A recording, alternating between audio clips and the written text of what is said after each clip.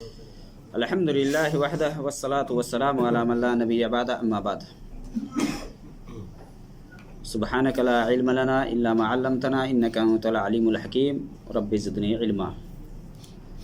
पिछले हफ्ता तौहीद के सिलसिले में बात हुई थी कि इंसानों में शिर्क का वक़ूअ कैसे हुआ, कैसे शिर्क शुरू हुआ, याद है कैसे? जो नूह अलैहिस्सलाम की कौम में वो जो नेक लोग थे उधर से शुरू हुआ। पहले वो उनकी यानी इज्जत एहतराम करते थे, जब वो मर गए तो उन्होंने उनकी निशानियां बनाई शैतान ने। इबादत करो तुम्हारे बड़े पूजे इसकी यानी नेक लोगों की ज़ात में गुलू से शुरू हुआ, नेक लोगों की ज़ात में गुलू से शुरू हुआ। जैसा कि नूह अलैहिस्सलाम की कौम के जो नेक लोग थे, जब ये मर गए, इंतकाल कर गए, तो शैतान इनके औलाद के पास आया और इन्हें वरगलाया, बहकाया कि देखो ये तुम्हारे बड़े थे, है ना, इनके मुजस्समे बनाओ या फ़ोटो या पत्थर चस्पा करो। आहिस्ता आहिस्ता करते करते क्या है कि जब इल्म ख़त्म हो गया, जहालत छा गई, तो फिर उसकी इबादत शुरू हो गई। जैसा कि अब्दुल्लाह इब्न अब्बास रज़ियल्लाहु ताला अन्हुमा की हदीस सही बुखारी के हवाले से बतलाया गया था पिछले हफ्ता कि हाज़िही अस्माउ रिजालिन सालिहीन मिन कौमि नूह, कि ये जो नाम है यानी वद, सुवा, यगूस, यऊक, नस्र, ये सब नेक लोग थे नूह अलैहिस्सलाम की कौम के। जब ये हलाक हो गए तो शैतान ने किस तरह से बुत परस्ती शुरू करवाया। और अरब के अंदर जिसने सबसे पहले ये चालू किया काम बुत परस्ती का, कौन था? अमर इब्न लुहै अल-खुज़ाई। कुरान करीम के अंदर अल्लाह रब्बुल आलमीन सूरह नज्म में फरमाता है, अफ़रअयतुमुल लात वल उज़्ज़ा व मनात सालिसतल उख़रा, कि क्या आपने लात और उज़्ज़ा और तीसरी जो है मनात है, इसको देखा है या इसके बारे में आपको पता है? ये लात, मनात और उज़्ज़ा ये सब मुशरिकीन की देवियाँ थी जिन्हें ये लोग परस्तिश करते थे, पूजा करते थे। और लात के बारे में मुजाहिद रहमहुल्लाह वो बयान करते हैं कि ये लात एक ऐसा शख्स था जो हाजियों को सत्तू घोल करके पिलाता था, यानी नेकी करने वाला आदमी था। ये नेक आदमी था। जब ये मर गया ना, तो इसकी कब्रों पर लोग जा कर के मुजाविर बन करके बैठने लगे, कब्रों से चिपट गए। ये कौन? लात। और अज़ीज़ है, ये अल्लाह के नाम से उसको चेंज किया गया है। लात भी इसको इलाह से बनाया गया है, यानी ये लोग नाम में तहरीफ कर कर के बनाते थे, जबकि अल्लाह ताला ने नाम के अंदर तहरीफ करने से या अल्लाह अपनी सिफ़तों में तहरीफ करने से रोका है। वलिल्लाहि अस्माउल हुस्ना फदऊहु बिहा वज़रुल लज़ीना युल्हिदूना फ़ी अस्माई। जो लोग नामों में इल्हाद पैदा करते हैं, यानी इधर उधर से ला करके हेर फेर करके बदल करके कुछ और नाम रख देते हैं, तो ऐसे लोगों से बचने को कहा गया है। और जो लोग ऐसा अमल करते हैं, सयुजज़ौना मा कानू यामलून, जो करते हैं इन्हें किए का बदला मिलेगा। तो लात के बारे में मुजाहिद रहमहुल्लाह वो बयान करते हैं कि ये शख्स हाजियों को सत्तू घोल करके पिलाता था, नेकी का काम करता था। जब ये मर गया ना, तो लोग इनके कब्रों पर आकर के बैठने लगे। तो मुजाहिद रहमहुल्लाह के इस कौल से इसमें ये पता चलता है कि अकफ़ू अला कब्री, यानी अकफ़ू का मतलब है कि मुजाविर बनना, वहाँ कब्र को लाजिम पकड़ना, यानी ताज़ीम के लिए वहाँ बैठे। और फिर ऐसा होने लगा कि अब देखिए ना, कब्रों की इस तरह से ताज़ीम लोग करते हैं कि वहाँ जा कर के क्या क्या करते हैं, है ना। तो इस तरह से वो बना कर के खुद उसकी ताज़ीम करते थे और नफ़ा हासिल करने के लिए उसे पुकारते थे या बुराई को दूर करने के लिए भी उसे गुहारते थे। हम यहाँ देखेंगे कि कब्र की ज़ियारत के सिलसिले में कि ज़ियारत की 3 किस्में हैं। कब्र की ज़ियारत की 3 किस्में हैं। पहली किस्म ये है जो कि इस्लाम के अंदर जायज़ और मशरू है। कब्र की ज़ियारत के लिए जब जाते हैं, कब्रिस्तान जाते हैं ना, तो इसकी 3 किस्में हैं। पहली किस्म जो कि जायज़ और मशरू है, और वो ये है कि एक आदमी कब्रिस्तान या कब्र के पास इस नीयत से जाता है, इस गर्ज से जाता है कि जो मरे हुए हैं या जो लोग मर गए हैं ان کے لیے دعا کرے، دعا کی نیت سے، دعا کے غرض سے یا دعا کے مقصد سے قبرستان جایا جاتا ہے، اور جانا یہ مشروع ہے۔ اسی طرح سے ان کے لیے رحمت کی دعا کرنے کے لیے، مطلب اور مقصد یہی ہے کہ قبرستان جانے کا جو مقصد ہے، جو مرے ہوئے ہیں، جو مر گئے ہیں نا، ان کے لیے آپ خیر کی دعا کریں اللہ رب العالمین سے۔ کس سے دعا کرے؟ اللہ رب العالمین سے دعا کرے۔ اور اسی طرح سے قبرستان جانے کا ایک مقصد ہے کہ آدمی موت کو یاد کرے، آخرت کو یاد کرے، آخرت کو یاد کرے۔ اب دیکھیے نبی صلی اللہ علیہ وسلم سے ثابت ہے قبرستان جانے کے سلسلے میں کہ آپ صلی اللہ علیہ وسلم نے کیا فرمایا؟ زور القبور فإنہا تذکرکم الآخرہ، قبروں کی زیارت کے لیے جایا کرو، اس لیے کہ یہ آخرت کو یاد دلاتی ہے۔ نبی صلی اللہ علیہ وسلم نے ابھارا ہے کہ قبرستان جایا کرو، اور نبی صلی اللہ علیہ وسلم خود جایا کرتے تھے، جیسا کہ صحیح مسلم کے اندر حضرت عائشہ رضی اللہ تعالی عنہا بیان فرماتی ہیں کہ ایک دن جبریل نبی صلی اللہ علیہ وسلم کے پاس آئے اور کہے کہ آپ کے رب نے آپ کو یہ حکم دیا ہے کہ آپ بقیع جائیں اور اہل بقیع کے لیے دعا استغفار کریں۔ نبی صلی اللہ علیہ وسلم بقیع گئے۔ اسی میں حضرت عائشہ نے پوچھا نبی صلی اللہ علیہ وسلم سے کہ جب ہم قبرستان کی زیارت کے لیے جائیں تو ہم کیا کہیں، کون سی دعا کہیں؟ تو حضرت عائشہ رضی اللہ تعالی عنہا کو نبی صلی اللہ علیہ وسلم نے جو بتلایا، السلام علیکم علی اہل الدیار من المؤمنین والمسلمین وإنا انشاءاللہ بکم لاحقون، جو بھی دعا ہے، یا السلام علیکم دار قوم مومنین وإنا انشاءاللہ بکم لاحقون، یا بعض روایت کے اندر آتا ہے یرحم اللہ منا المستقدمین والمستاخرین، اس طرح کے جو الفاظ ہیں نا۔ تو حضرت عائشہ رضی اللہ تعالی عنہ نے پوچھا، اب ان روایتوں میں آپ دیکھیں تو قبرستان جانے کا مقصد کیا ہے؟ وَيَرْحَمُ اللَّهُ الْمُسْتَقْدِمِينَ مِنَّا وَالْمُسْتَأْخِرِينَ، کہ جو ہم میں پہلے چلے گئے ہیں ان کے اوپر اللہ رب العالمین رحم کرے۔ گویا کہ رحم کے لیے آپ دعا کریں گے وہاں جا کر کہ اللہ ان قبروں والوں پر یا جو مر گئے ہیں ان کے اوپر رحم کرے یا ان کے درجات کو بلند کرے۔ ٹھیک ہے، یہ تو پہلی چیز ہے، اور پہلا مقصد اس میں یہ ہے قبر جانے کا کہ اموات کے لیے، جو مر گئے ہیں ان کے لیے آپ دعا استغفار کریں، ان کے درجات کی بلندی کے لیے یا قبر میں کشادگی کے لیے۔ جیسے جنازہ کی جو نماز میں جو دعائیں پڑھی جاتی ہے اس میں یہی کچھ ہے نا۔ اور دوسرا مقصد ہے قبر جانے کا کہ آدمی موت کو یاد کرے، آخرت کے لیے تیاری کرے۔ اب جو مان لے دنیا کے اندر منہمک ہے، آخرت کو بھولے ہوئے ہیں، تو انہیں قبرستان جانا چاہیے، یا وہ لوگ جو لوگ ظلم و زیادتی کرتے ہیں، دوسروں کے حقوق مارتے ہیں، تو ان کو وہاں جانا چاہیے اور وہاں سے عبرت پکڑنا چاہیے کہ ہمیں بھی ایک دن یہاں آنا ہے جہاں کوئی ساتھ نہیں دے گا۔ وہی آپ صلی اللہ علیہ وسلم نے فرمایا فإنہا تذکرکم الآخرہ، یہ آخرت کو یاد دلاتی ہے۔ اور نبی صلی اللہ علیہ وسلم کی ایک حدیث ہے جس میں آپ صلی اللہ علیہ وسلم نے فرمایا اکثروا الذکر حازم اللذات، کہ لذتوں کو توڑنے والی جو چیز ہے اس کو کثرت سے یاد کیا کرو۔ کیا ہے وہ؟ موت۔ موت کو آدمی جب یاد کرے گا نا کہ مرنا ہے اور کب مریں گے اللہ کے علاوہ کوئی نہیں جانتا ہے، تو ظاہر سی بات ہے کہ برائی سے بچنے کی کوشش کرے گا، حرام کاری سے بچے گا، جو بھی ہے، یعنی جو جس لذت کے اندر وہ مشغول ہے، اللہ کو بھرا ہوا ہے، آخرت کو بھول بیٹھا ہے، تو اس سے وہ بھاگے گا، اس کو چھوڑے گا، دنیاوی چیزوں کو چھوڑے گا اور آخرت کے لیے تیاری کرے گا۔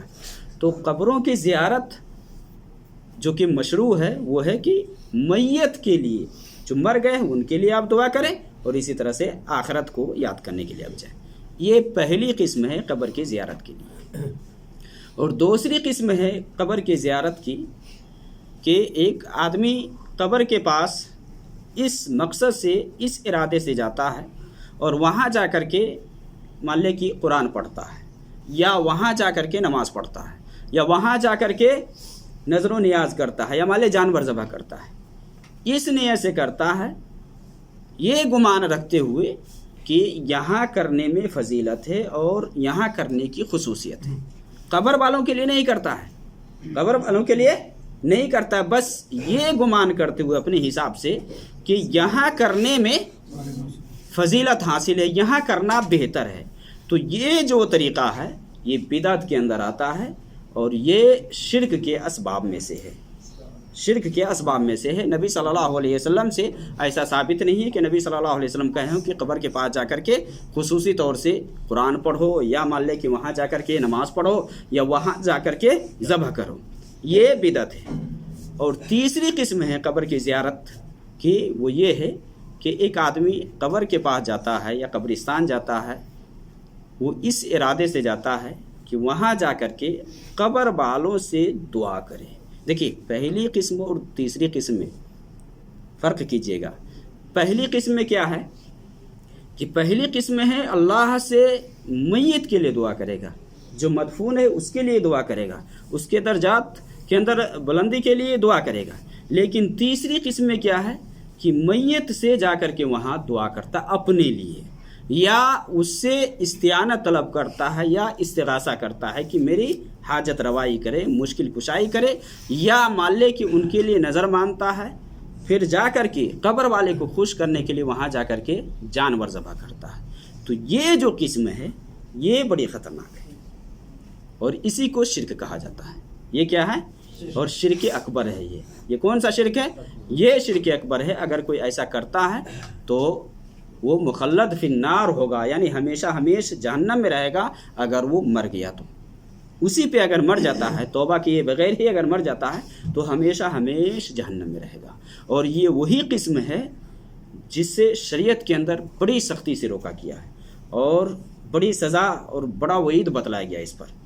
جیسا کہ نبی صلی اللہ علیہ وسلم کی وہ حدیث صحیح بخاری کے اندر کہ جس میں حضرت عائشہ رضی اللہ تعالیٰ عنہ بیان فرماتی ہے کہ ام سلمہ اور ام حبیبہ رضی اللہ عنہما یہ دونوں حبشہ گئی تھی، حبشہ، اور حبشہ میں کنیسہ میں انہوں نے دیکھا کہ وہاں کے جو یہودی تھے، وہ نصرانی تھے، وہ لوگ کیا کرتے تھے کہ انہوں نے دیکھا، یعنی ام سلمہ اور ام حبیبہ نے دیکھا کہ وہاں یہ لوگ مجسمے بنائے ہیں یا فوٹوز وغیرہ لگائے ہوئے ہیں یا تصویریں چسپاں کیے ہوئے ہیں۔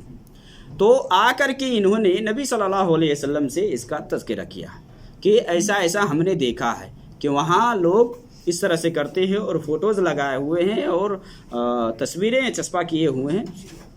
تو نبی صلی اللہ علیہ وسلم نے یہ فرمایا کہ ان کے اندر جب نیک لوگ مر جاتا ہے، جب ان کے اندر نیک آدمی یا نیک بندہ جب مر جاتا ہے تو کیا کرتا ہے یہ لوگ؟ بنو علی قبرہ مسجدہ، ان کی قبر پر مسجد بناتے ہیں، وصوروا فیہ تلک الصور، اور اس کے اندر نقشہ بناتے ہیں یا فوٹو بناتے ہیں یا مجسمہ بناتے ہیں۔ کیا کرتے ہیں؟ اس میں فوٹو بناتے ہیں یا اس کی شکل کو بناتے ہیں اس میں۔ آپ صلی اللہ علیہ وسلم نے کیا فرمایا؟ اولئک شرار الخلق عند اللہ، کہ یہ لوگ اللہ کے نزدیک سب سے بدترین لوگ ہیں، سب سے بدترین مخلوق ہے۔ کون؟ کہ جو لوگ قبر پر مسجد بناتے ہیں۔ یعنی مسجد بنانے کا کیا مطلب ہے کہ یعنی وہی عمل وہاں کرتے ہیں جو مسجد میں ہوتا ہے، وہ سب عمل کرتے ہیں۔ قبر کو مان لے کے بنا کر کے اس کے سامنے رکوع سجود کرے، ان کے لیے ذبح کرے، ان کے لیے نظر و نیاز کرے، یہ سب۔ تو آپ صلی اللہ علیہ وسلم نے فرمایا کہ یہ لوگ بدترین مخلوق ہیں۔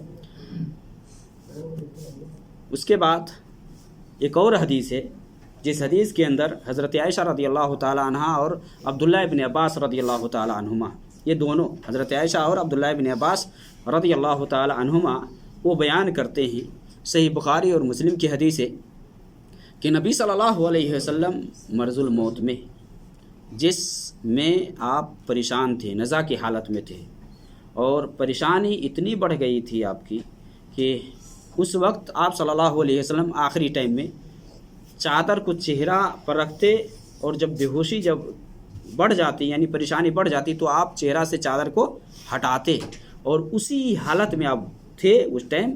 تو آپ صلی اللہ علیہ وسلم نے یہ کہا، لعنت اللہ الیہود، لعنت اللہ علی الیہود والنصارى اتخذوا قبور انبیائہم مساجد، کہ اللہ کی لعنت ہو یہود و نصارہ پر کہ انہوں نے اپنے انبیاء کی قبر کو کیا کیا؟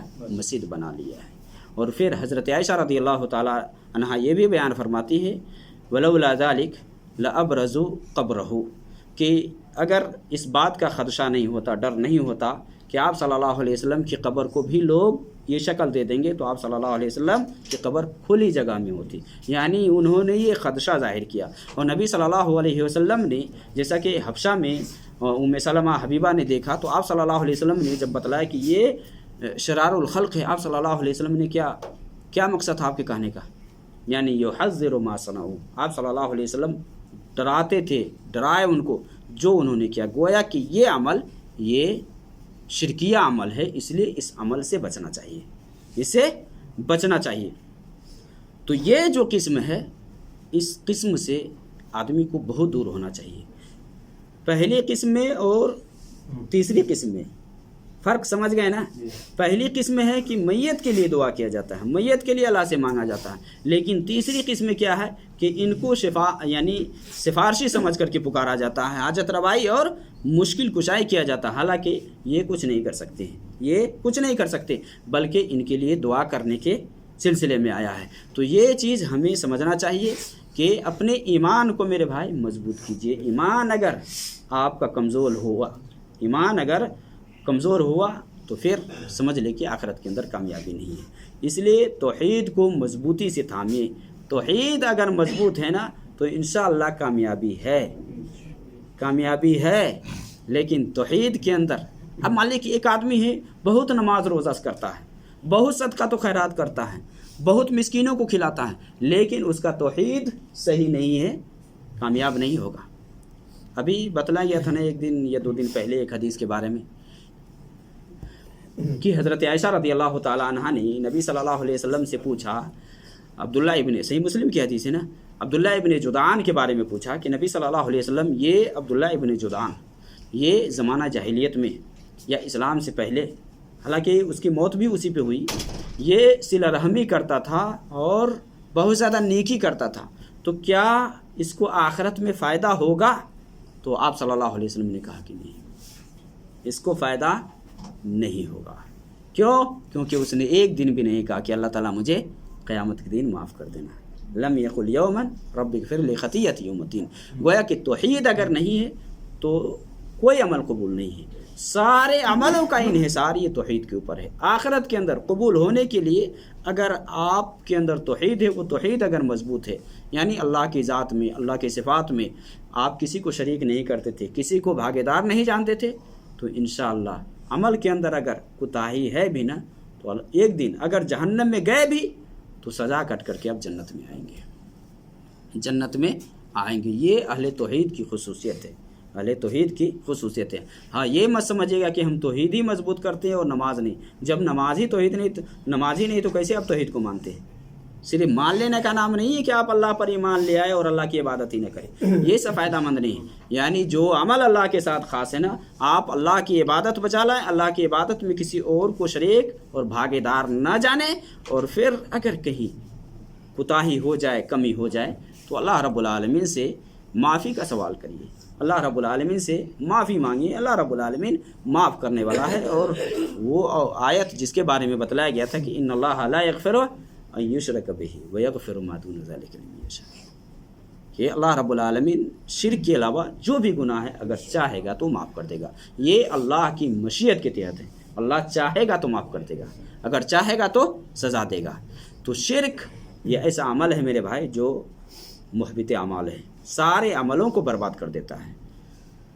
نبی صلی اللہ علیہ وسلم کو یہی نہ بتلایا گیا لقد اوحی الیک وإلی الذین من قبلک لئن اشرکت لیحبطن عملک، کہ عملک، کہ آپ کے طرف اور آپ سے پہلے جو بھی آئے ہیں ان کی طرف یہ وہی بھیجی گئی کہ اگر آپ نے بھی شرک کیا تو آپ کے اعمال ضائع ہو جائیں گے، لیحبطن عملک ولتکونن من الخاسرین۔ تو اس پر دھیان دینے کی ضرورت ہے۔ انشاءاللہ اگلے ہفتہ پھر ہم بات کریں گے اس پر، کیونکہ یہ درس مسجد میں ہے اور مسجد میں آپ لوگ آتے نہیں ہیں مغرب میں، تو وہی درس ابھی بتلایا گیا ہے کچھ تفصیل کے ساتھ۔